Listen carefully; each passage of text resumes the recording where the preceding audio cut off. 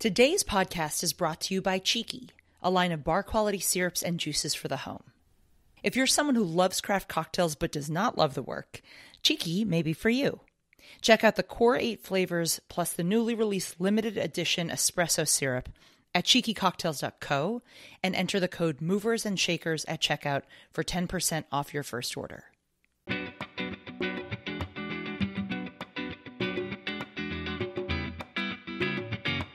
Movers and Shakers, the podcast about people and ideas that are changing the beverage landscape. Now here's our host, April Wachtel. Hey, movers and shakers. It's your host, April Wachtel, and I'm excited to share today's special episode on the Enthuse Foundation Pitch Competition that's coming up in November of 2022. Some of you know I worked with the foundation when they were starting out 4 years ago, and the event remains near and dear to my heart. It's a competition for women founders in food, beverage, and CPG, with some great cash prizes and marketing services available to the winners. I was fortunate to have Kim Lawton, the co-founder of the Enthuse Foundation and co-owner of Enthuse and Inspira Marketing, join me on the podcast to talk about the foundation, the competition, and how potential applicants can put their best foot forward. Before we jump into the interview, I wanted to share some specific dates and deadlines. Applications for the competition open August 15th. They are due October 3rd. Finalists are notified October 18th, and the competition will be held in New York City on November 3rd. You can find more information at enthusefoundation.org. And without further ado, I hope you enjoy my conversation with Kim Lawton. Kim, thank you so much for joining me on the Movers and Shakers podcast. How are you today? I'm doing well. It's Friday and it's a sunny, beautiful day. So I start all of my interviews with this, but would love to hear in your words how you got into food, beverage, CPG in the first place, and we'll move on from there. Sure. It started actually when I was young. My father owned restaurants and bars. So I was washing dishes and then started to actually even run my own restaurant. I was a pizza place when I was 15. So definitely started in that industry and went to school. What I thought was going to be a career in law turned out that wasn't for me. And I found my way into marketing. And once I got my first job out of college, it ended up being for a large spirit supplier, being a brand ambassador. So I started really loving that industry. Then I went into a corporate office with a marketing agency, met my co-founder of the marketing agency I currently own, and we just hit it off from the beginning and have been working in CPG, food, beverage, experiential marketing really is our core. But that's how I landed where I am. And it just felt like everything pieces fit together every time there was another step in my career of whether it was management, whether it was working with brands, building the brands in the on-premise, and then going from that to off-premise to other brands, really seeing that how marketing can impact in so many different ways. But also then agency ownership was a whole nother pivot and career move that was fun and exciting, and new hurdles that I was faced that I didn't have before when I wasn't an owner. So you are co-owner of both Inspira and Enthuse Marketing. Yes. Can you speak to a little bit about what both agencies do? Sure. Inspira Marketing is your true traditional consumer-facing experiential agency. I always say, if you see an advertisement for a Snickers bar, you're getting that feeling and sense, but you can't actually touch and eat it. We actually do that other part with experiential. We're at the Super Bowl, handing out Snicker bars, talking to consumers, and really getting that live excitement in the moment, but also getting that feedback. So very much direct to consumer. We work with clients across the gamut, whether they're pharmaceutical with Advil, or they're CPG like a Pepsi, or even spirits brands. So a lot of that is really connecting that brand to the consumer through experiences. On the Enthuse side, we took a little bit of a different turn with that agency, and it's really what I would call the gatekeeper between the product and the consumer. So it's trade, whether that be someone that's a buyer with something like Nespresso coffee, we're working on materials of how that product and how that brand fits within a organization and a business. So we're selling actually to businesses that use the product. And we also do that for one of the biggest spirits companies with Diageo. We have trade marketing programs that build advocacy. We have field teams across the country that are connecting with bartenders, bar owners, operators, and really talking and telling the stories of those brands. And they don't touch the consumer side. So it's really B2B, if you call it that, and B2C, the differences. Perfect. So I obviously have a bit of context on this because we've worked together in the past, Yeah. but we're here obviously today to really lean in on the Enthuse Foundation. And I'd just love to hear a little bit about how it was founded, why you decided to found the foundation, and what the foundation does. Yeah, absolutely. Thanks for that opportunity. So Enthuse Marketing is a women-owned business. We started the company in 2016. So we're still very young in our, I say careers, but in our business footings. But that agency is focused on supporting and building up the women that work for us. We have complete 100% women leadership, 100% ownership. So when that started and we were talking about, what the agency could do to give back to the community, give back to whether it be the hospitality industry that we worked in or something that our employees felt good about. And as we were brainstorming and ideating, we kind of looked at our own journeys. My business partner, Christy, and I have how did we get here? And she came from a completely different arena and career. She was a teacher. And so she came at this lens of we could give back to, those philanthropic efforts around education. So we all kind of brought something different to the table. I was more in the realm of it has to tie back to the hospitality industry. And then we had our team meet. And as we were going through this journey of what and how we should manage this, or what we wanted to really put our stake in the ground in and invest in, we realized that we had a big, I'll say accelerator or acceleration in our agency and the growth because we had Inspira almost incubate us. Sure. We had process, we had systems, we had finance, we had HR, and we kind of had that. And that was something we were so lucky and fortunate to have, but not every business has that kind of foundational start where it kind of can push them to the next level very quickly. So it came to be this aha moment of all the things that we were so fortunate to have, we wanted to give back. Mm-hmm. And that was helping women start their businesses and push them forward. And our whole mantra is called New to Next, and it's taking a new idea, a new product, or a new business to the next level. And that next level could just be a business plan. It could be a new product SKU. Yeah. It could be so many things, but it was really how do we catapult businesses, women in business specifically, to take them to the next level. And that was everything we started out with. So our mission was really just to put our stake in the ground in terms of putting businesses forward and pushing them one step farther. As we did further research, we found that VC funding was so small in that arena. 2.7% when we started, I think is rolled back after COVID to 2.4 of all VC money went into women-owned businesses. So we had a mission to really change that. And even if it was 1 percentage point further, we would do so much. And so we built a platform to mentor and help, and we use our marketing voices to really push businesses forward. So everything we do is really pulling together that mission of pushing women in business further than they are today. Right. So we're going to talk about the pitch competition in just a few moments, but what does the community and mentorship aspect look like today? So we have over 2,500 what we call active members. There's about 5,000 on our database. But when you say database, that's, they might get communications from us, but they're not truly active.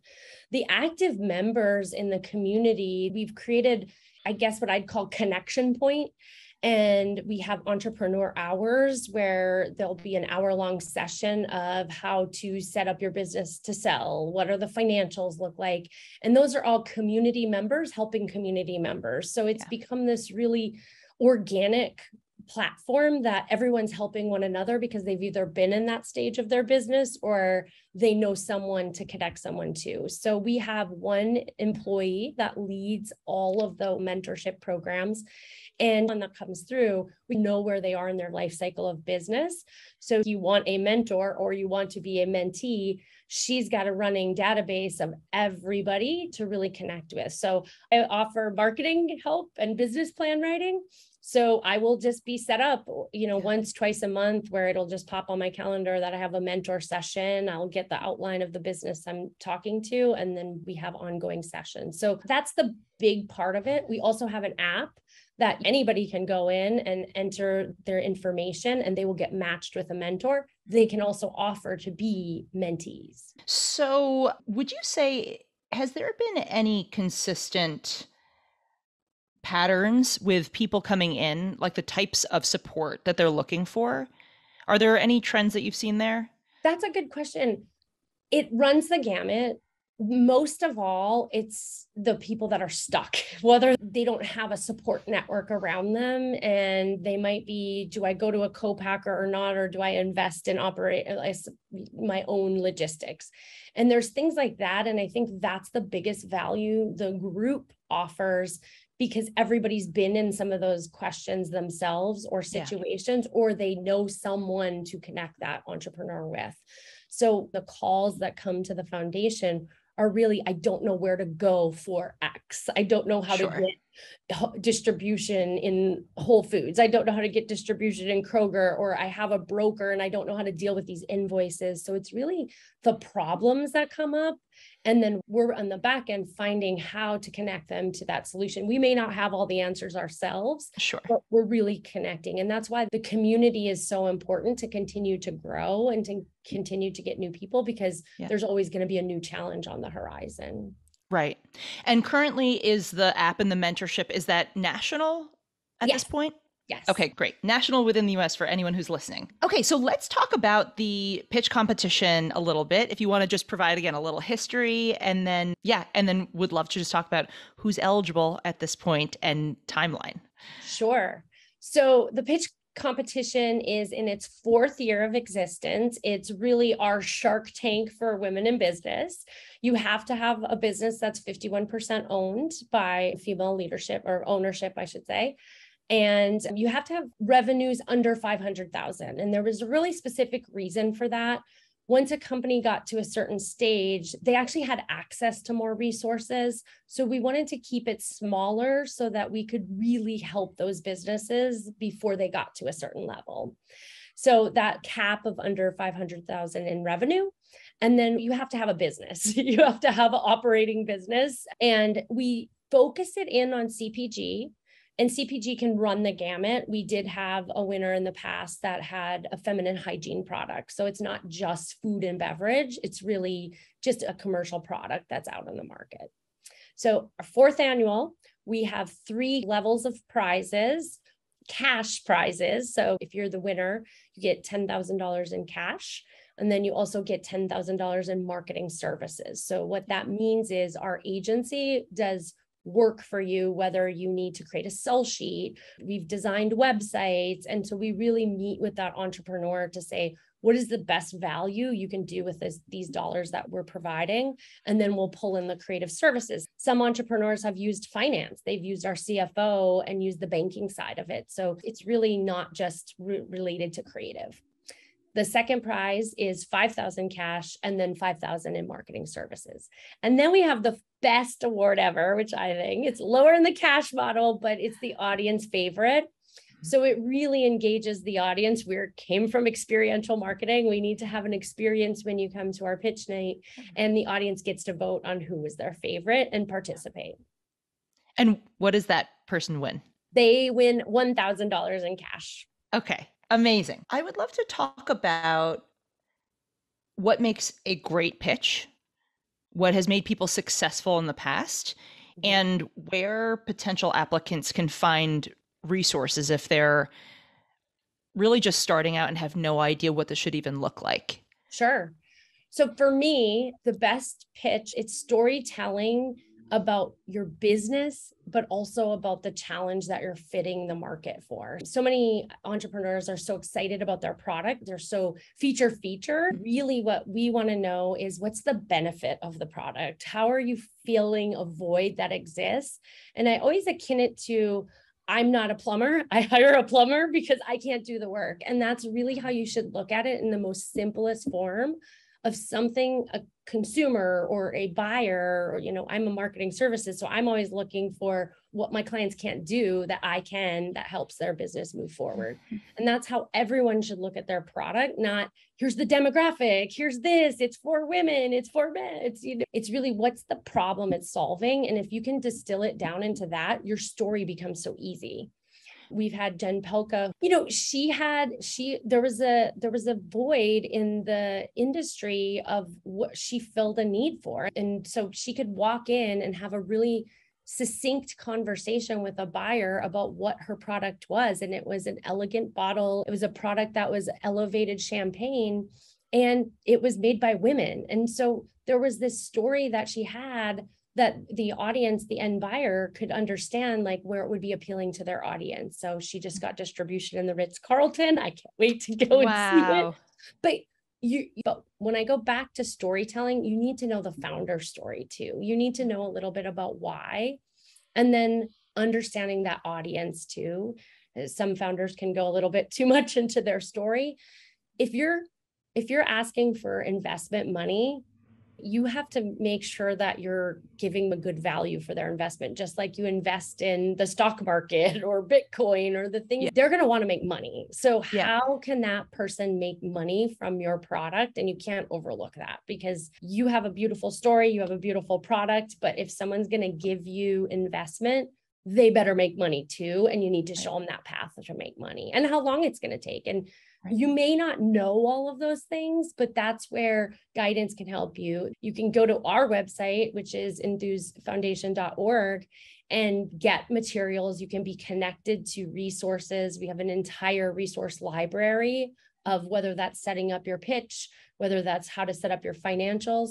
I also send people to free graphic services like SlideBean, Beautiful AI. They actually have icons and charts, and you don't have to be a graphic designer. You can literally put in your information and it turns it into a beautiful slide, because presentation matters as well. If you show up and you have a chart of an Excel grid on it and no one can see it, or it's hard to read and we have a lot of questions, that's going to kind of take us back. Do they really know how to present themselves? And presenting the big numbers and having it look good matters as well. Right. So if I had to break it down, storytelling, know your audience, because they're going to want to make money, and then presentation. So those kind of three parts. Yeah. I mean, I noticed, because obviously I was in attendance for the past competitions. It's really pretty insane at the level, the caliber of the presenters, and how well people know their businesses and how well they articulate it. And I think something else that I was just thinking about is it was also obvious who practiced a lot and who didn't. Great point. And simply because, what is the time limit right now on the duration of the pitch? Is it 4 minutes? It's 3.5, 4 minutes. Yeah. I think the 4 minutes are including questions. So it's something like that. Yeah. It's not a lot of time to get your entire life story out there. No. And that's a great point that our agency did for the founders last year. We offer Toastmasters classes, and Toastmasters, it's a global organization that helps with public speaking, and there's a curriculum. And 3 of the 5 that actually went to our Toastmasters a week before their pitches, and the team that was in the Toastmasters meeting, they were like, wow, it was like a transformation. So just that one session of Toastmasters helped those founders so much. Yeah. And that's something we offer at the foundation as well, is to attend those classes for free. Yeah. Love it. The pitches from past winners, are those available, or are there any excerpts from those that are accessible? We have our own website for the foundation, which is enthusefoundation.org. And there's a resource tab that you can go to, and it will let you see past pitches. There's videos that you can see. So you can also see how they present it as well, not just the deliverable, if you will. Right. So I think for our final questions, who are the judges this year and what kind of questions can presenters expect? Yes, absolutely. So I get the privilege of judging and it's so fun, but I come from it at a marketing lens. So that's kind of the expertise that I bring.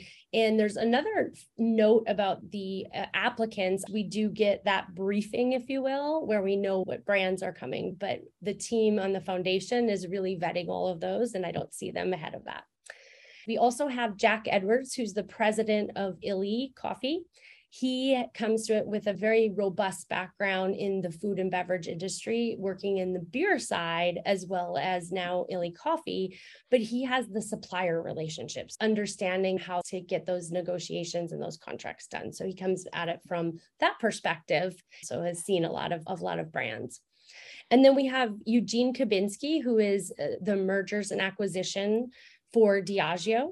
He travels the world and views pitches from products and brands that Diageo wants to buy. So really heavily steeped in the food and beverage industry, specifically with alcohol, but they also play in the non-alc space too. So he looks at many companies from that scaling perspective of how can I accelerate this brand to the next level, take what the founders built and take it, 3 times, 10x. That's where he's coming from. And then we have, for the first time, a former winner judging. So Ariane Long, who's from Femly, she won in our second year of the pitch competition. So year 2, she is coming from her perspective of being one of the pitchers. So it's going to really bring a unique perspective into that. So what kind of questions might people expect? Obviously, depending on the presentation, depending on the order that judges go in, they'll ask different questions, but maybe even just a small sampling. Sure. Always, what are you going to do with the money that you're getting? A small amount of money of $10,000 might go far, but it's like, where is it going to go? And if it's all going to go into one capacity, what's that going to do? And then you don't necessarily need to know what you're doing the marketing services for, because we work with you on that, of really understanding how we can be the biggest value. So that's not as important, but knowing where the dollars are going to go. And the second question that is very common is how you see this business scaling. And that's really important, because we've seen a business, someone that won in years past, and she just couldn't get it to the scale model that she had. And it was a recycling model. And, when things went down with COVID and the economy kind of shut down, it wasn't a priority for bars and restaurants to have that recycling. Yeah. So that is a question, at the beginning, she had so many people calling her to pick up their unused food. And then as that kind of dwindled down, it was her supply chain. So it took it away. Wow.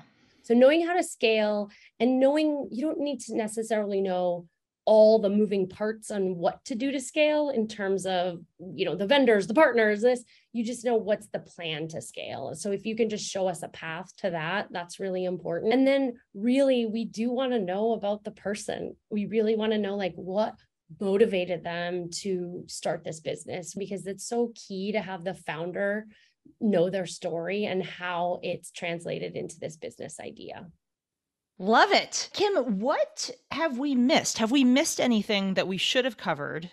I know I said something about Une Femme and their distribution in the Ritz-Carlton, but we've had so many other successful entrepreneurs that have, I'll say, grown up with the foundation. The first winner from our very first competition, Effie, has a Mystica. She had a brand called Cleos.